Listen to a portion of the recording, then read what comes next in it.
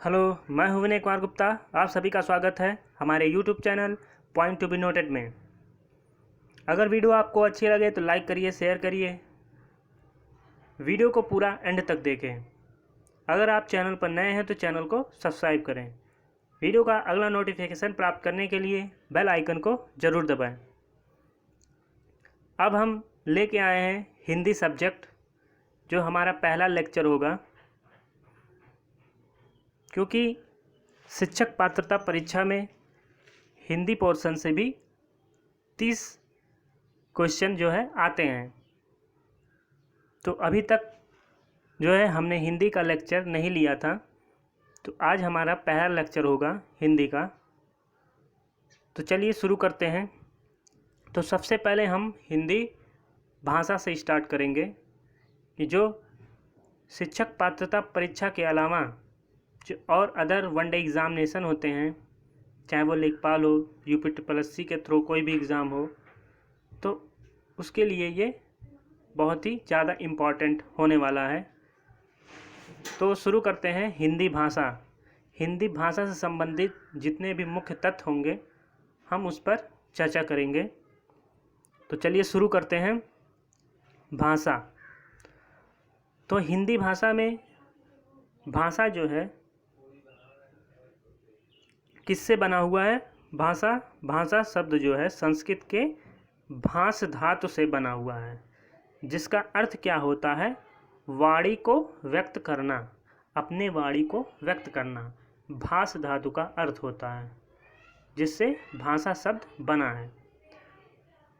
तो अगर कोई पूछे कि भाषा का जो है परिभाषा क्या होगा, सटीक परिभाषा, तो आप क्या कहेंगे? तो हम बताते हैं भाषा का जो सटीक परिभाषा होगा वो है मानव मुख से उच्चरित सार्थक ध्वनियों का जो समूह होता है उसे ही हम भाषा कहते हैं। ज़्यादातर लोग क्या कहते हैं कि एक विचार विनिमय का साधन है, विचार विनिमय का माध्यम है। तो लेकिन सटीक जो परिभाषा होनी चाहिए वो ये है कि मानव मुख से उच्चरित सार्थक ध्वनियों का जो समूह होता है वही होता है भाषा।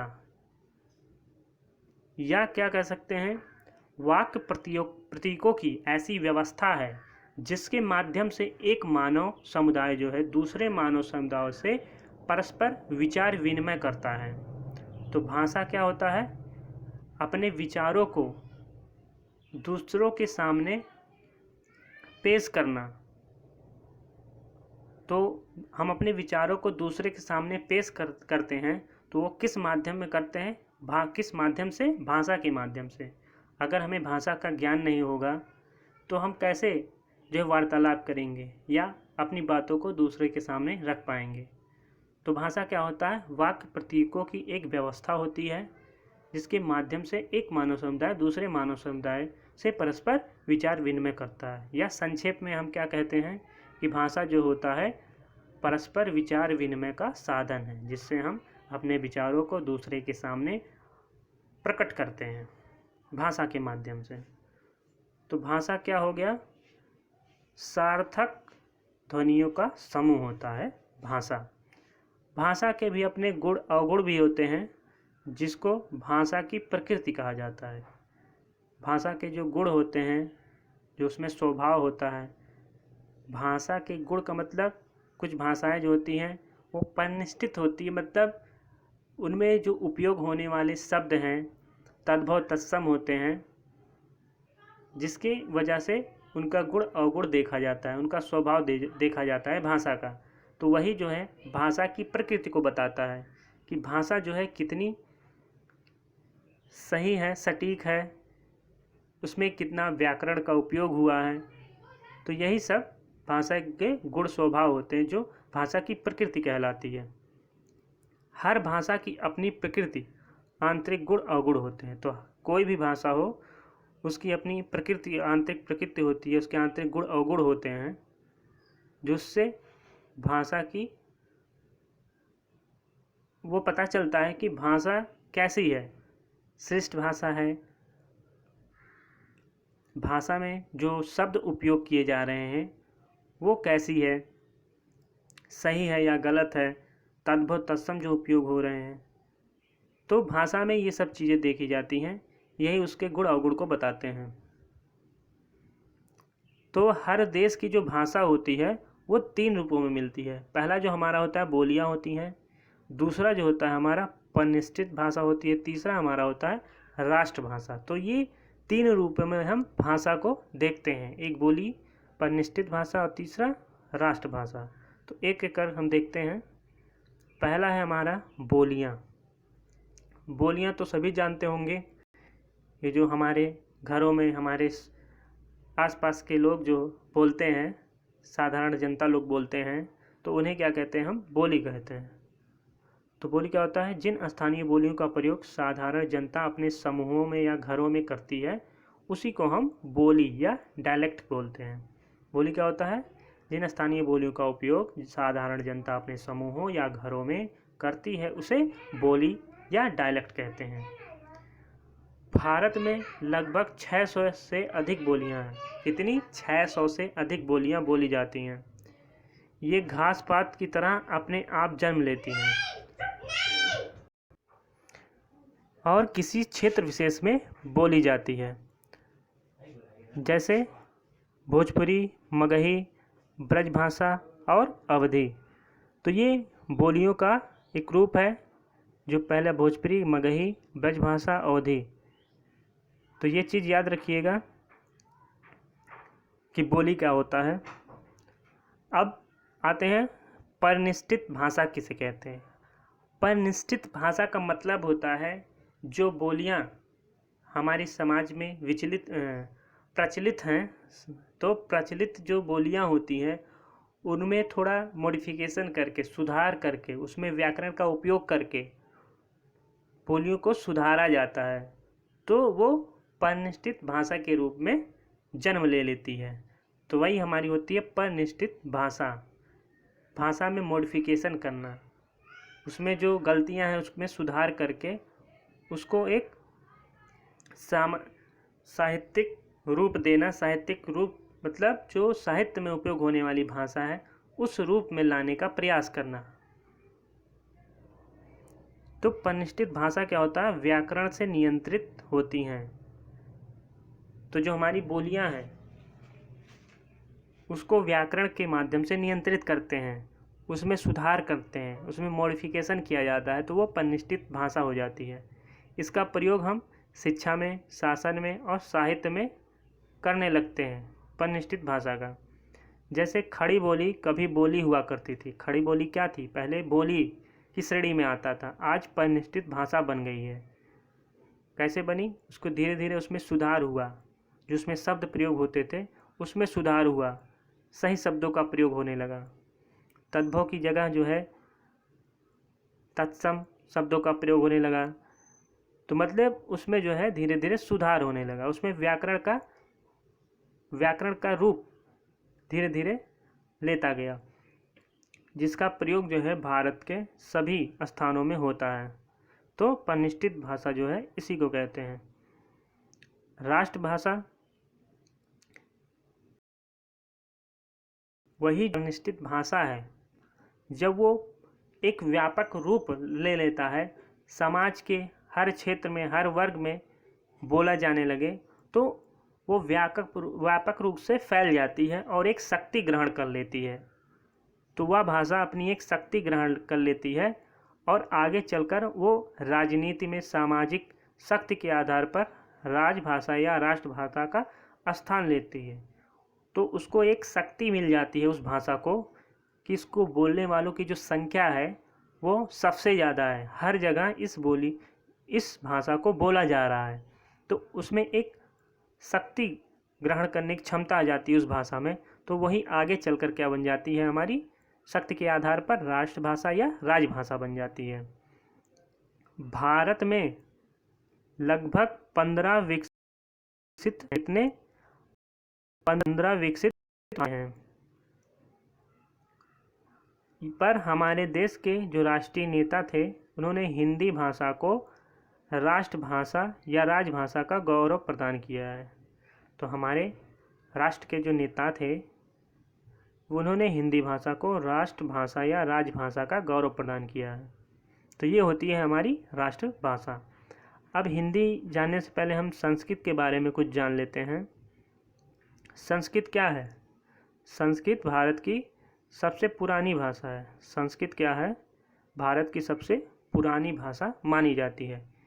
और इसका प्राचीनतम रूप किसमें देखने को मिलता है? जो हमारा प्राचीन वेद है, सबसे प्राचीन वेद जिसको ऋग्वेद बोला जाता है, उसी में संस्कृत भाषा देखने को मिलती है। संस्कृत भाषा का उपयोग सबसे पहले ऋग्वेद में देखने को मिलता है।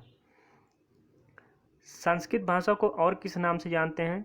इसको आर्य भाषा भी कहा जाता है, इसको देव भाषा भी कहा जाता है। तो संस्कृत को आर्य भाषा और देव भाषा भी कहा जाता है।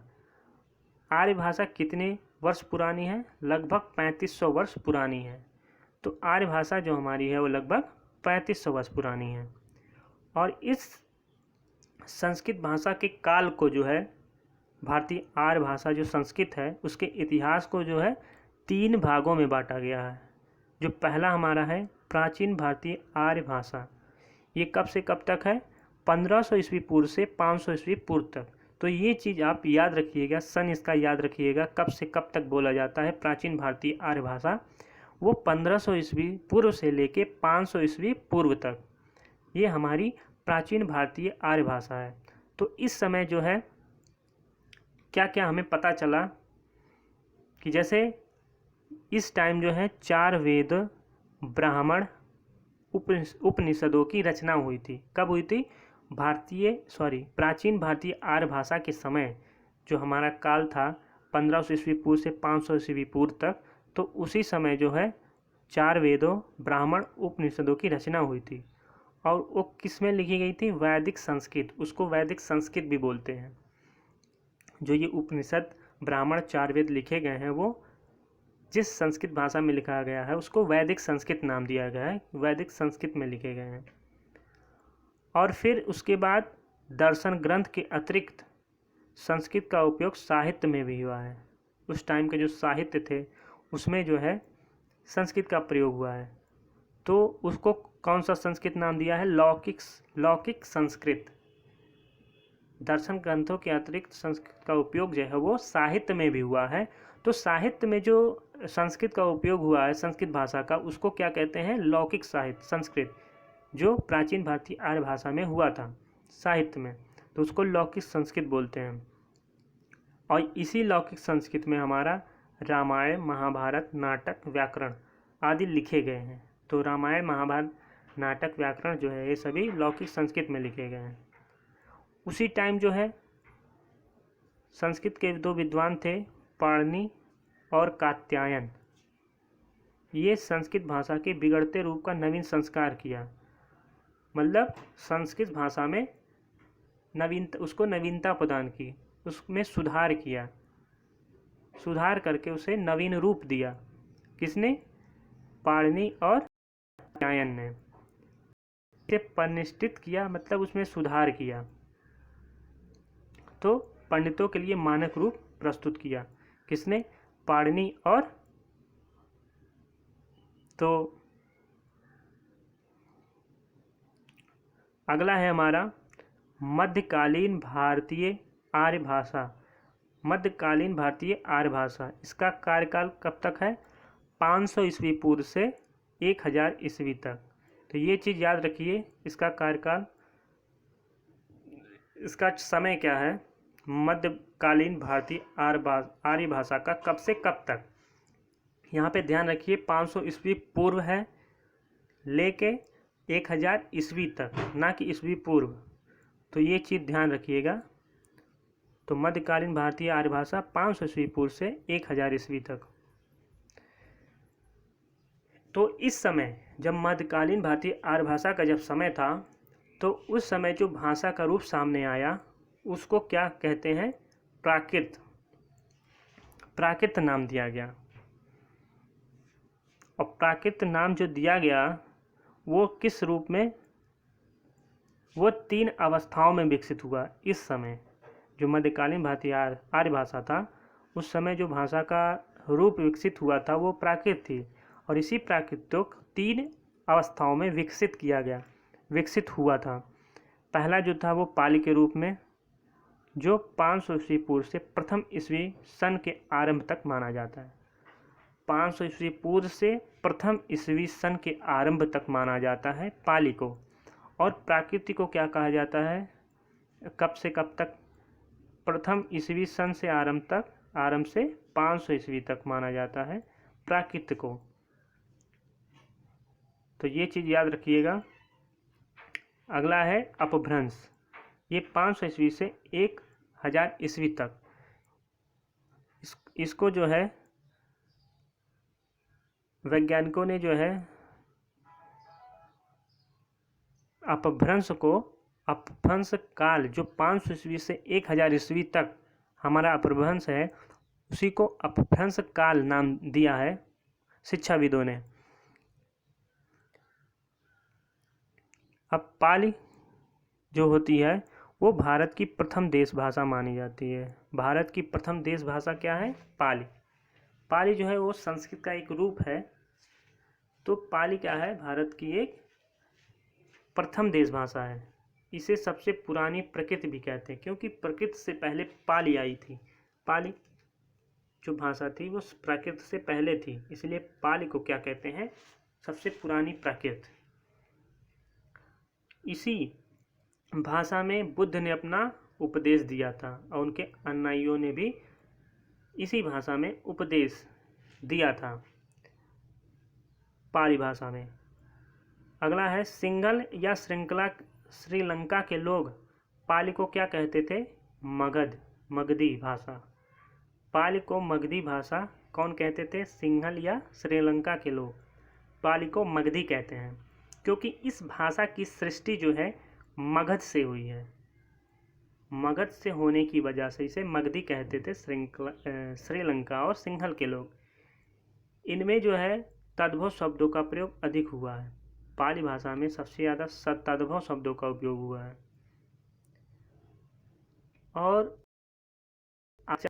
जो आचार्य हेमचंद्र थे, उन्होंने पाली को संस्कृत से निकली भाषा मानते हैं। तो पाली किस भाषा से निकली है, वो संस्कृत से। जो भाषाविद थे, भाषा वैज्ञानिक थे, भाषा विज्ञान ने प्रकृत के 5 प्रमुख भेद स्वीकार किए हैं। तो भाषा विज्ञान के तो जो भाषाविद या शिक्षाविद थे, उन्होंने प्राकृत को 5 प्रमुख भेदों में स्वीकार किया है।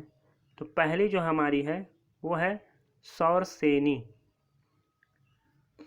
प्रकृत के जो 5 रूप प्रदान किए हैं उसमें से पहला है सौरसेनी। तो सौरसेनी जो है वो कहाँ बोली जाती थी, वो मथुरा और सूरसेन के आसपास के क्षेत्र में बोली जाती है सौरसेनी।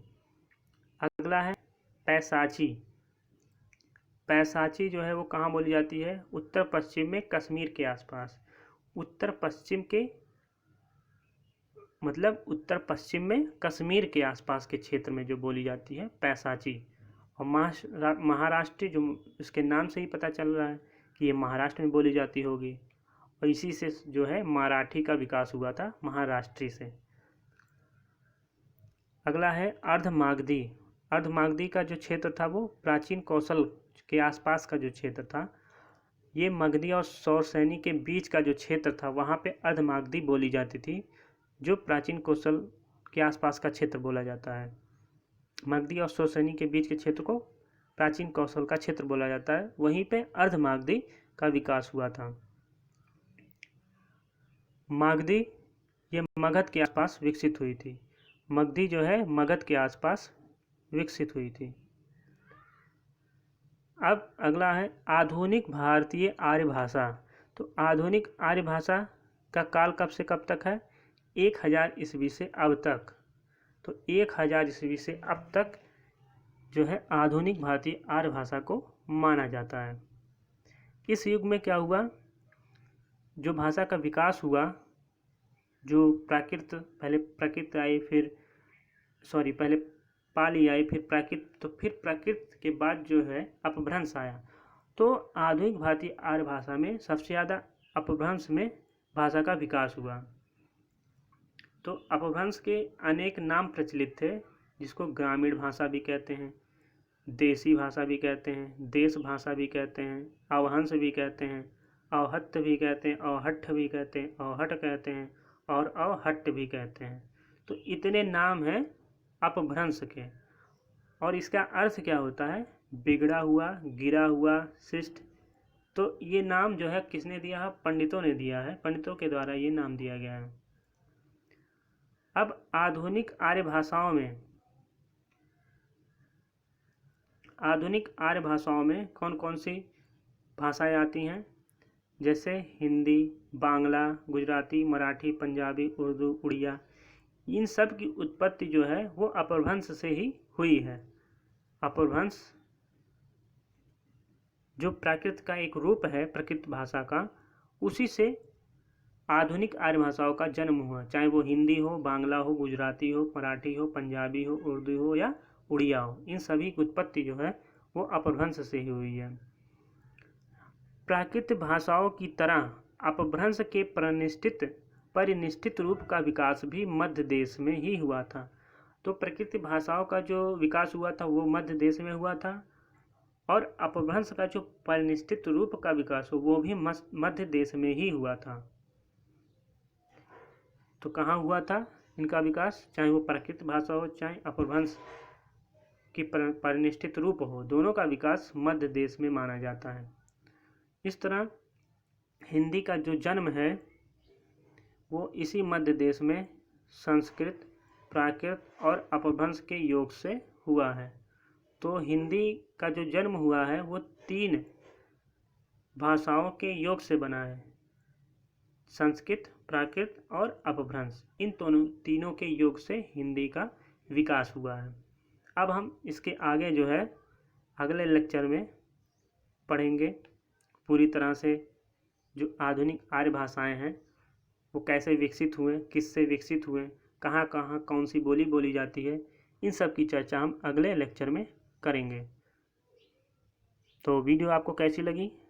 वीडियो आपको अगर अच्छी लगी तो लाइक करिए, शेयर करिए, कमेंट भी आप कर सकते हैं। वीडियो का जो है अगला नोटिफिकेशन प्राप्त करने के लिए बेल आइकन को जरूर दबाएं। अगर आप चैनल पर नए हैं तो चैनल को सब्सक्राइब करें। तब तक के लिए धन्यवाद। जय हिंद, जय भारत, वंदे मातरम।